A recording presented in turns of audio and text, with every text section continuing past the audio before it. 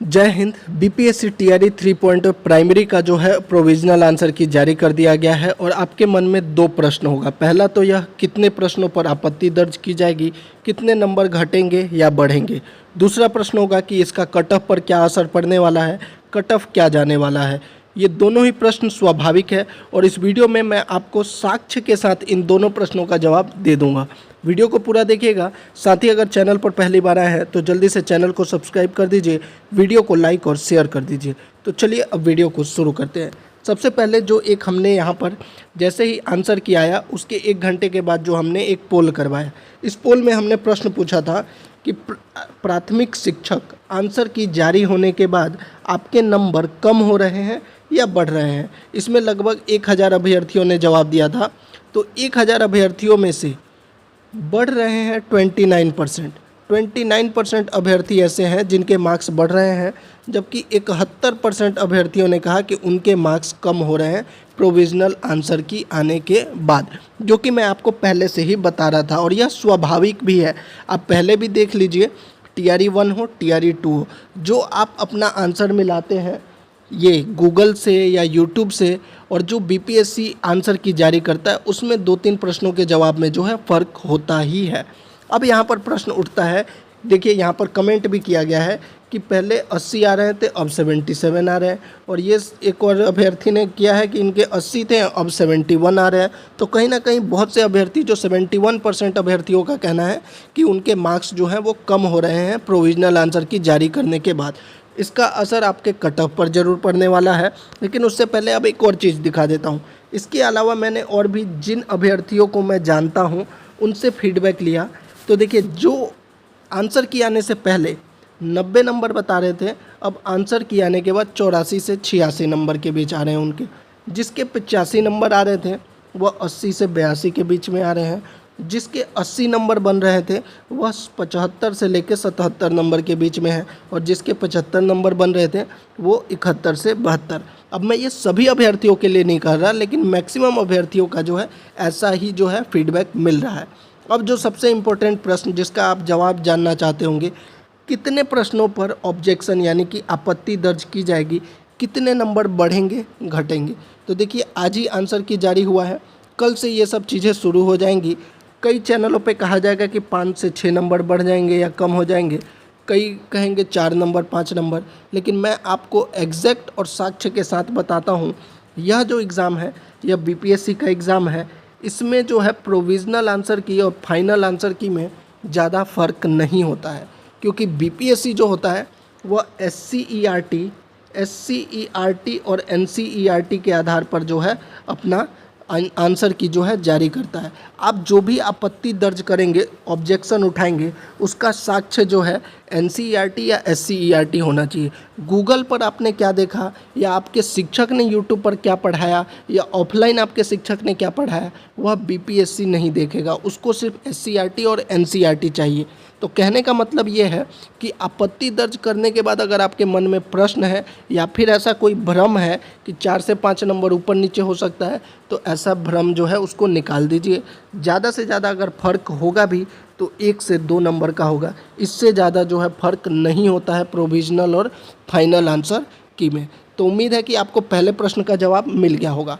अब बात करते हैं, जैसा कि बहुत से अभ्यर्थियों का जो है आंसर की आने के बाद मार्क्स कम हो रहे हैं, तो इसका कट ऑफ पर क्या प्रभाव पड़ेगा। अब बात कर लेते हैं कट ऑफ के बारे में। तो देखिए कट ऑफ में मैं ये जो कट ऑफ बता रहा हूँ यह मैक्सिमम कट ऑफ है।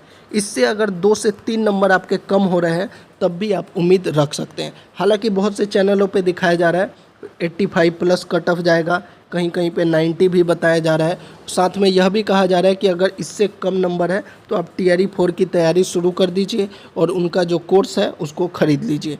देखिए टीआरई 4 की तैयारी तो आप बिल्कुल शुरू कर दीजिए, चाहे आपके कितने भी मार्क्स बन रहे हैं, क्योंकि आपका पढ़ाई जो है व्यर्थ नहीं जाएगा।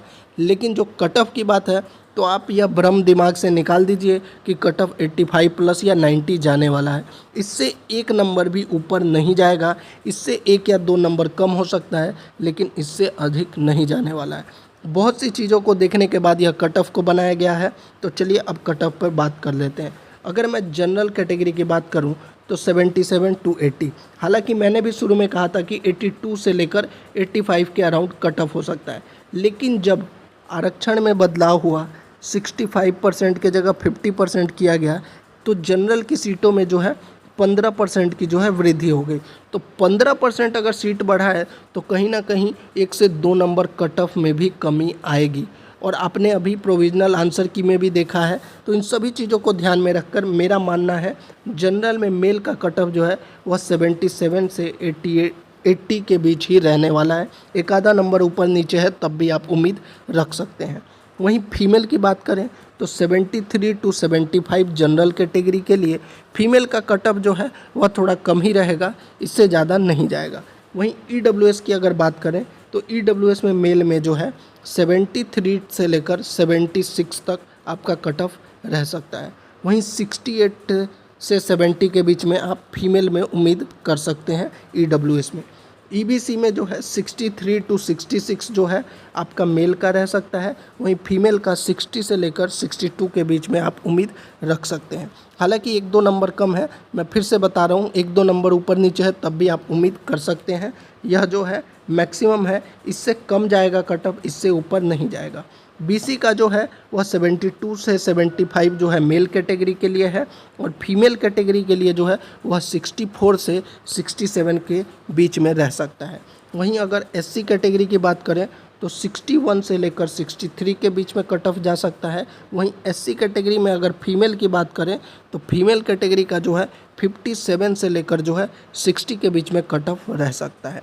वहीं अगर ST कैटेगरी में मेल कैटेगरी की बात करें तो 57 से लेकर जो आप 60 तक की बात कर सकते हैं, और वहीं अगर फीमेल की बात करें तो 55 से लेकर जो है 58 तक आप उम्मीद कर सकते हैं। PH कैटेगरी में 56 से 59, और PH में फीमेल की बात करें तो 54 टू 56। यह जो अनुमानित कट ऑफ है यह बहुत सी चीज़ों को ध्यान में रखा गया है। सबसे पहला जो है टोटल नंबर ऑफ वैकेंसी कितना है, एक नंबर जो वैकेंसी है वह कितना है, दूसरा कितने अभ्यर्थी जो है एग्ज़ाम में अपीयर किए हैं उस चीज़ को ध्यान में रखा गया है, तीसरा जो है एग्ज़ाम का जो क्वेश्चन पेपर था उसका लेवल क्या था, चौथा जो है आपका जो फीडबैक है वह क्या प्राप्त हुआ, पांचवा जो हमने पोल करवाया था उसमें अभ्यर्थियों का क्या जवाब था, और छठा जो अभी आंसर की आया है, और सातवां जो है पिछले जो कट ऑफ रहे हैं TRE 1 और TRE 2 में। इन सभी चीज़ों को ध्यान में रखकर जो यह कट ऑफ को मैंने बनाया है। आप कमेंट बॉक्स में ज़रूर बताइएगा आपके कितने मार्क्स बन रहे हैं, और अगर आपके 1 से 2 नंबर कम है तब भी आप उम्मीद कर सकते हैं। बिल्कुल परेशान होने की ज़रूरत नहीं है। TRE 4 की आप तैयारी ज़रूर शुरू कर दीजिए। हम अपने चैनल पर जल्द ही TRE 4 को लेकर जो है PDF और नोट्स जो है जारी करने वाले हैं, और वो सब फ्री ऑफ कॉस्ट रहेगा। कट ऑफ को लेकर क्या विचार है वह भी आप कमेंट बॉक्स में लिख सकते हैं। अगर आपको वीडियो अच्छा लगा हो तो चैनल को ज़रूर सब्सक्राइब कर दीजिए, वीडियो को लाइक और शेयर कर दीजिए। जय हिंद।